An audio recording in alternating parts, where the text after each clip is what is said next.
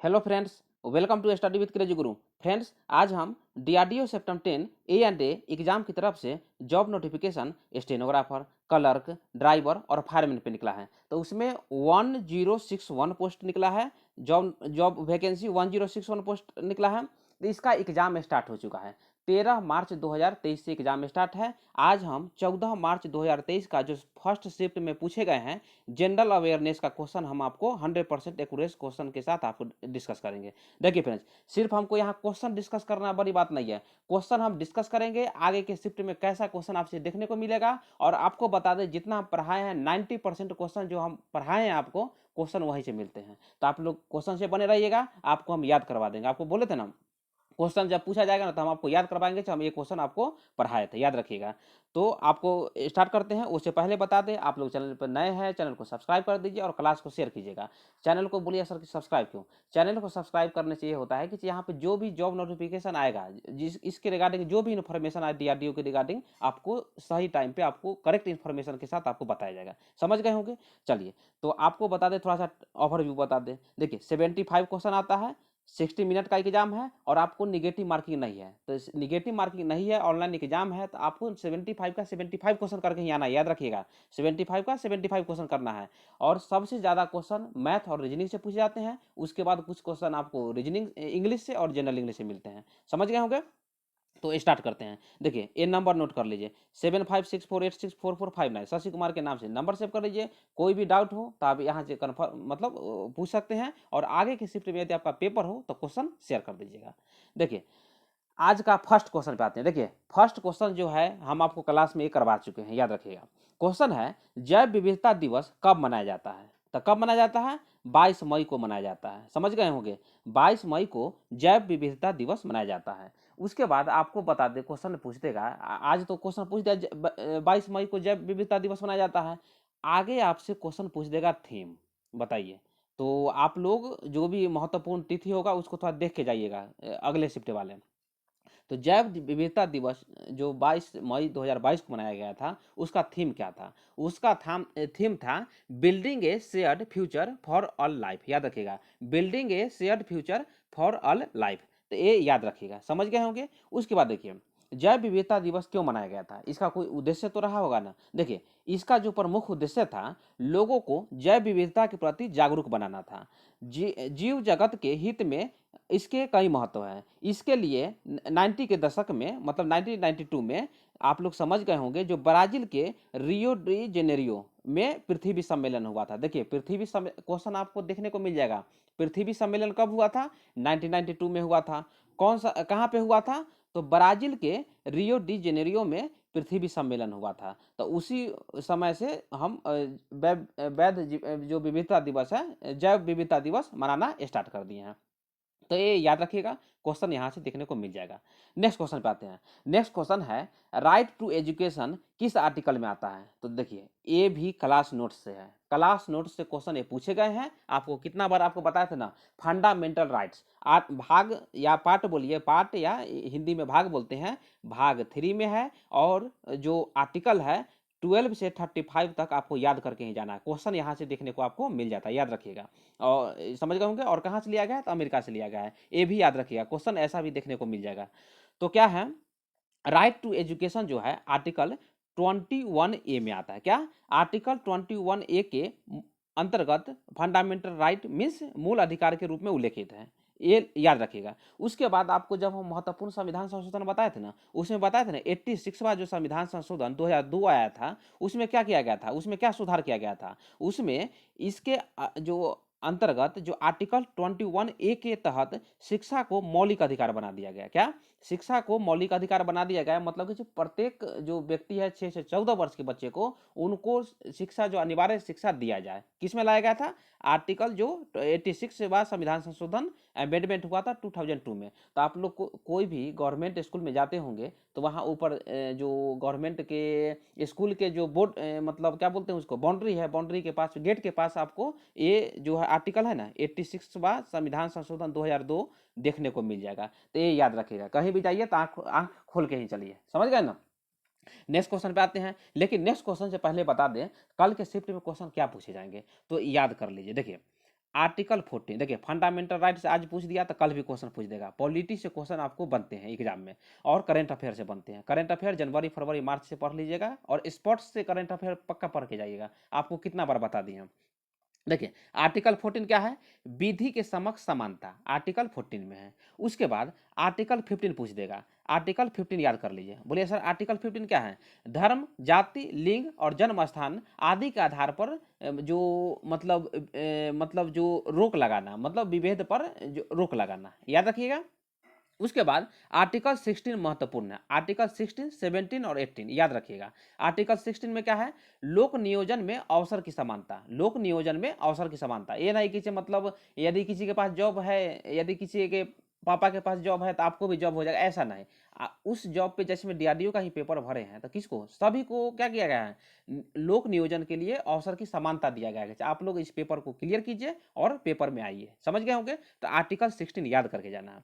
उसके बाद article 17। Article 17 तो इतना बार बता दिया, आप लोग समझ गए होंगे, छुआछूत का अंत या अस्पृश्यता का अंत।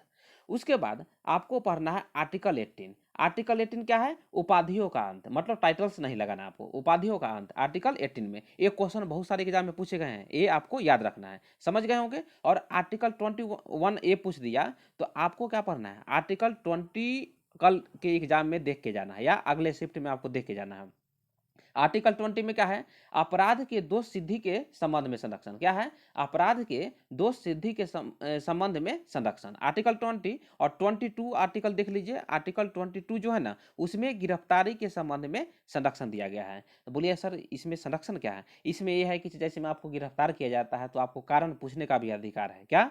कारण पूछने का भी अधिकार है। और उसके बाद आप मनपसंद वकील भी रख सकते हैं। तो ये सब जब पॉलिटी का क्लास लाएंगे ना, आपको बता देंगे।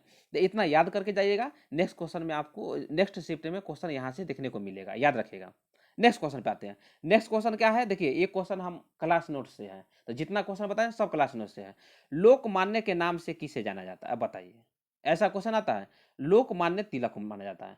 लाल, बाल, पाल। बोले सर, लाल, लाल मीन्स क्या? लाला लाजपत राय। बाल मतलब बाल मीन्स क्या? लोकमान्य तिलक। और पाल मतलब क्या होता है बताइए? बिपिन चंद्र पाल। कितना बार हम बताए हैं, जो स्टूडेंट शुरू से मेरा वीडियो देख रहे हैं तो वो समझ गए होंगे ना, ये मैं शुरू से बताते आ रहा हूँ। तो देखिए, लोकमान्य तिलक जी ब्रिटिश राज्य के दौरान स्वराज के सबसे पहले और मजबूत अधिवक्ताओं में से एक थे, तथा भारतीय अंतःकरण में एक प्रबल आमूल परिवर्तनवादी थे, ये याद रखिएगा। उसके बाद एक क्वेश्चन आपसे पूछ देगा, स्वराज मेरा जन्मसिद्ध अधिकार है और मैं इसे लेकर रहूंगा, किसने कहा था? तो लोकमान्य तिलक मतलब बाल गंगाधर तिलक ने कहा था। ये याद करके रखिएगा, क्वेश्चन आपको देखने को मिल जाएगा। और क्वेश्चन बता दें, देखिए, होम रूल लीग। देखिए, होम रूल लीग, देखिए चलिए ठीक है, नेक्स्ट क्वेश्चन पे आपको क्वेश्चन वो याद आएगा तो हम आपको बता देंगे, या नेक्स्ट जो शिफ्ट लाएंगे तो उसमें बता देंगे।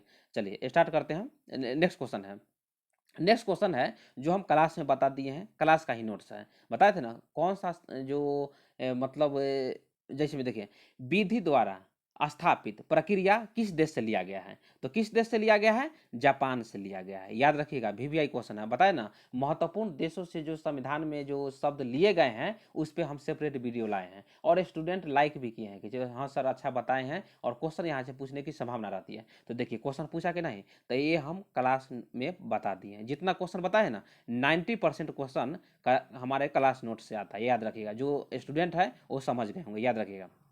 तो क्या है? देखिए, विधि द्वारा स्थापित प्रक्रिया कहाँ से लिया गया है? जापान से लिया गया है, ये याद करके जाइएगा। और आगे की शिफ्ट में जो जो कहाँ से जो संविधान में लिया गया है शब्द, वो याद करके जाइएगा। आपातकाल कहाँ से लिया गया है? जर्मनी से लिया गया है। उसके बाद राज्य के नीति निर्देशक तत्व कहाँ से लिया गया है? आयरलैंड से लिया गया है। तो ये सब आपको याद करके ही जाना है, क्वेश्चन आपको देखने को मिल जाएगा। उसके बाद बोलिएगा, सर विधि के द्वारा स्थापित प्रक्रिया क्या है, मतलब जो जापान से लिया गया है। तो इसमें क्या है? इसमें हमारे संविधान के भाग थ्री में समझ गए होंगे, फंडामेंटल राइट्स। आर्टिकल 21 आपको अभी बता दिए हैं, जो कि प्राण एवं दैहिक स्वतंत्रता का अधिकार देता है। में ये लिखा हुआ है कि किसी भी व्यक्ति से विधि द्वारा स्थापित प्रक्रिया द्वारा ही प्राण एवं दैहिक स्वतंत्रता का अधिकार छीना जा सकता है। ये याद रखिएगा। क्वेश्चन जो है ना, वीवीआई क्वेश्चन है, क्वेश्चन यहाँ से देखने को आपको मिल जाता है। नेक्स्ट क्वेश्चन पे आते हैं। नेक्स्ट क्वेश्चन देखिए, ये भी क्वेश्चन क्लास नोट से है, कितना बार आपको बोले हैं, स्पॉट से क्वेश्चन आपको देखने को मिलेगा, हर एक शिफ्ट में स्पॉट से देखने को मिलता है। तो जितना भी क्वेश्चन आपको स्पॉट से देखने को मिले आप लोग सही करके आइएगा, पढ़ के जाइएगा और क्वेश्चन सही करके आइएगा। और मैं ये अनुमान लगाता हूँ कि ये क्वेश्चन सभी सही करके आइएगा।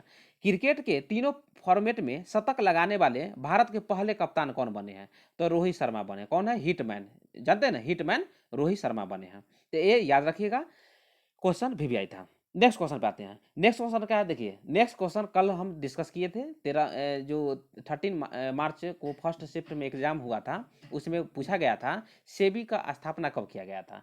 आज क्या पूछ दिया, आज पूछ दिया सेबी का मुख्यालय कहाँ स्थित है। तो कल हम बता दिए थे मुंबई में स्थित है। कहाँ पे, मुंबई में है। उसके बाद देख लीजिए सेबी के फुल फॉर्म पूछेगा, the security and exchange board of India, ये याद रखिएगा। उसके बाद और क्वेश्चन बनेगा, हम आपको बता देते हैं। देखिए सेबी जो है भारतीय प्रतिभूति एवं विनिमय बोर्ड है, इसको हिंदी में बोलते हैं, और इंग्लिश में बताए ना security and exchange board of India होता है।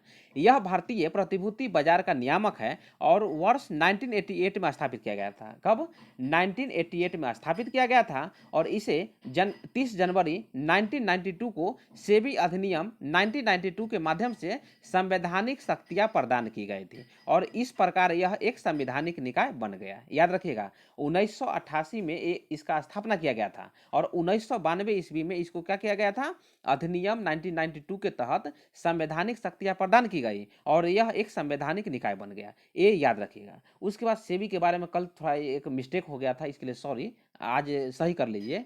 सेबी के वर्तमान एमडी एंड सीईओ कौन है बताइए, तो कौन है, सुंदर रमन रामामूर्ति। याद रखिएगा सुंदर रमन रामामूर्ति जो है क्या बने हैं, तो सेबी के जो वर्तमान एमडी एंड सीईओ है। याद रखिएगा, थोड़ा सा हमको मिस्टेक था, हम गलत कर दिए थे, तो ये सही कर लीजिएगा।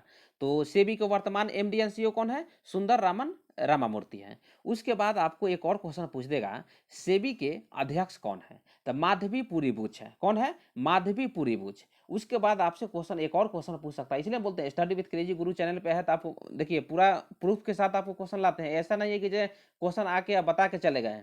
तो क्वेश्चन पूछ देगा सेबी के अध्यक्ष कौन है, तो आपको बता दिए माधवी पुरीबुच है। और क्वेश्चन आपसे देखने को मिल जाएगा अध्यक्ष का कार्यकाल कितना होता है, बहुत सारे एग्जाम में पूछे गए हैं, तो आप याद कीजिएगा अध्यक्ष का कार्यकाल, बहुत सारे स्टूडेंट बोलेंगे 5 वर्ष, देखिए 5 वर्ष होता है, ये सही है। या बोलिए सर या क्यों लगाए, या 65 ईयर्स, 65 ईयर्स जो पहले हो जाता है तो सेबी का अध्यक्ष है वो रिटायर हो जाता है। याद रखिएगा 5 वर्ष या 65 वर्ष पूरा कर लेते हैं वो अध्यक्ष पद से हट जाते हैं। तो सीईओ बता दिए, एमडी बता दिए, अध्यक्ष बता दिए। उसके बाद एक और क्वेश्चन जो रिसेंटली एग्जाम में देखने को मिला था, पूर्णकालिक सदस्य कौन है, सेबी के पूर्णकालिक सदस्य कौन है, तो अश्विनी भाटिया जी सेबी के पूर्णकालिक क्या है, सदस्य हैं। तो ये याद रखिएगा, क्वेश्चन सेबी से भर भर के पूछे जाते हैं। नेक्स्ट क्वेश्चन पे आते हैं। नेक्स्ट क्वेश्चन क्या है, स्टेनलेस स्टील किसका मिश्र धातु है, बताइए स्टेनलेस स्टील किसका मिश्र धातु है, तो क्रोमियम एंड निकेल का। ये क्लास नोट्स में हम बताए थे, याद रखिएगा। नेक्स्ट के शिफ्ट के लिए बताते हैं, तो जितना क्वेश्चन बताए थे 90% क्वेश्चन आपको क्लास नोट से देखने को मिला, याद रखिएगा। तो क्रोमियम और निकेल कहाँ क्या है, स्टेनलेस स्टील का मिश्र धातु है। कल का शिफ्ट में आपको पूछ देगा जर्मन सिल्वर का, आपको क्या बताना है, इसका मिश्र धातु बताइए। तो बहुत सारे स्टूडेंट होंगे, यदि आज नहीं पढ़िएगा ना तो क्वेश्चन गलत करके आइएगा। सिल्वर देखा मिला क्वेश्चन, मतलब ऑप्शन में सिल्वर लिखा हुआ दिख जाएगा, आप क्वेश्चन सही करके आइएगा, लेकिन गलत हो जाएगा। जर्मन सिल्वर का जो मिश्र धातु है, नोट कर लीजिए, कॉपर है, जिंक है, समझ गए, और निकेल है। ये याद रखिएगा, कॉपर जिंक निकेल जो है जर्मन सिल्वर का मिश्र धातु है, ये याद कर लीजिएगा। उसके बाद एक और याद कर लीजिए, पीतल। पीतल किसका है, कॉपर प्लस जस्ता। कॉपर प्लस जस्ता का जो मिश्र धातु है, पीतल का मिश्र धातु क्या है, कॉपर प्लस जस्ता। उसके बाद आपका कांसा पूछ देता है, कांसा किसका मिश्र धातु है, कांसा का मिश्र धातु क्या है, कॉपर है, कॉपर मिश्र तांबा और टीन है। तो ये याद रखिएगा। जैसे में क्या बताएं, पीतल, पीतल में क्या है, कॉपर प्लस जस्ता है, कांसा में क्या है, तांबा प्लस टीन है, और जर्मन सिल्वर में क्या है, कॉपर जिंक और निकेल है। तो ये याद रखिएगा, क्वेश्चन यहाँ से देखने को मिल जाएगा। नेक्स्ट क्वेश्चन आते हैं। नेक्स्ट क्वेश्चन देखिए, महाभारत की युद्ध कितने दिन तक चला था? 18 दिन तक चला था। कितना? 18 दिन तक चला था। देखिए क्वेश्चन, अब देखिए क्वेश्चन कैसा कैसा पूछा जा रहा है। कल भी देखिए हिंदी व्याकरण का पूछ दिया, जनक क्या है, संस्कृत व्याकरण का जनक क्या है, महाभारत क्या है, उसके बाद अवधि भाषा में क्या लिखा गया था, पीछे भी हम बताए हैं। तो ऐसा ऐसा क्वेश्चन आपको देखने को मिल जाता है, याद रखिएगा। तो इतना आसान क्वेश्चन है, ये क्वेश्चन आप लोग जानते ही होंगे, कहीं बहुत सारे स्टूडेंट को पता ही होंगे। रामायण और महाभारत तो आप लोग देखते ही हैं शुरू से। नेक्स्ट क्वेश्चन पे आते हैं। नेक्स्ट क्वेश्चन देखिए वीवीआई क्वेश्चन है, कल भी हम बताए थे और क्लास में भी हम आपको बताए हैं। क्लास में भी बताए हैं, जो स्टूडेंट ई बुक लिए उनको भी भेजे हैं, आप लोग पढ़े होंगे तो आप लोग सही करके आएंगे। क्वेश्चन था, पोलो के दोनों पक्ष में खिलाड़ियों की संख्या कितनी है? क्वेश्चन सही से पढ़ के आइएगा। दोनों पक्ष में बोला है, देखिए एक पक्ष में 4 होता है और दूसरे पक्ष में भी 4 होता है, तो एक एक पक्ष में 4 4 मीन्स 8 होता है। तो क्वेश्चन सही से पढ़ के आइएगा। उसके बाद क्वेश्चन हम बता दें थोड़ा सा, जब ऐसा क्वेश्चन कल भी आया था, आज भी आया था, तो आज तो मैं बता के ही रहूंगा। देखिए नोट कर लीजिए, बेसबॉल क्या है? बेसबॉल। बेसबॉल में खिलाड़ियों की संख्या कितनी है? 9 है, ये याद रखिएगा। उसके बाद हॉकी याद रखिए, हॉकी। तो बोलिए सर हॉकी में कितना है? 11 है। क्रिकेट में कितना है? 11 है। समझ गए होंगे। उसके बाद हम बता दें आपको, बास्केटबॉल में, बास्केटबॉल में 5 है, ये नोट कर सब एक कॉपी में लिख लीजिए। बास्केटबॉल में 5 है। उसके बाद वाटर पोलो में कितना है? वाटर पोलो में 7 है। उसके बाद आपको बता दें, रग्बी फुटबॉल आपसे देखने को मिल जाता है। तो रग्बी फुटबॉल में कितना है? 15। रग्बी फुटबॉल में 15 जो खिलाड़ी होते हैं, याद रखें 15 खिलाड़ी रग्बी फुटबॉल में होते हैं। उसके बाद आपके लिए वीवीआई क्वेश्चन बताते हैं, कबड्डी में खिलाड़ियों की संख्या कितनी होती है? तो 7 होती है। कबड्डी में 7 होती है और पोलो में 4 होती है। पोलो में 4 होती है। और पोलो के बारे में तो आपको पता है ना, जो पोलो खेलते वक्त कुतुब, जो दिल्ली सल्तनत का स्थापना किया था, दास वंश का स्थापना किया था दिल्ली सल्तनत में, कौन था? कुतुबुद्दीन ऐबक। कुतुबुद्दीन ऐबक का मृत्यु पोलो खेलते समय घोड़े से गिरकर हो गया था, याद रखिएगा। तो पोलो में खिलाड़ियों की संख्या कितना है? 4 है। प्रत्येक खिलाड़ी में 4 है, लेकिन यहाँ पे पोलो के दोनों पक्ष में पूछा था, इसलिए यहाँ पे 8 किए हैं, ये याद रखिएगा। उसके बाद आपके लिए बहुत महत्वपूर्ण क्वेश्चन है जो आप लोग नहीं जानते होंगे, लॉस टेनिस याद कीजिएगा और बैडमिंटन। उसमें खिलाड़ियों की संख्या कितनी होती है? बहुत सारे स्टूडेंट बोलेंगे 1, कोई बोलेंगे 2। देखिए 1 या 2 दोनों हो सकते हैं। लॉस टेनिस और बैडमिंटन में 1 या 2 खिलाड़ियों की संख्या हो सकती है, तो ये याद रखिएगा। देखिए फ्रेंड्स, तो क्वेश्चन यहीं तक था। क्वेश्चन जी के जीएस का यहीं पे समाप्त होता है। फिर जो सेकेंड शिफ्ट का जो भी स्टूडेंट एग्जाम देंगे, पूरा क्वेश्चन आप यहाँ पे क्या करना है, आपको बताना है, याद रखिएगा। क्वेश्चन आप यहाँ बताइएगा, उसके बाद पूरा सॉल्व करेंगे। उससे क्या होगा कि किस तरह सॉल्व करेंगे, आगे का क्वेश्चन किस तरह पूछे जाएंगे, सब आपको जिस तरह अभी बताए ना, उसी तरह नेक्स्ट टॉपिक भी लाएंगे। तो आप लोग क्या करना है, चैनल से जुड़े रहिएगा, चैनल को सब्सक्राइब कर दीजिए और क्लास को शेयर कर दीजिएगा। मिलते हैं नेक्स्ट वीडियो में। Thank you.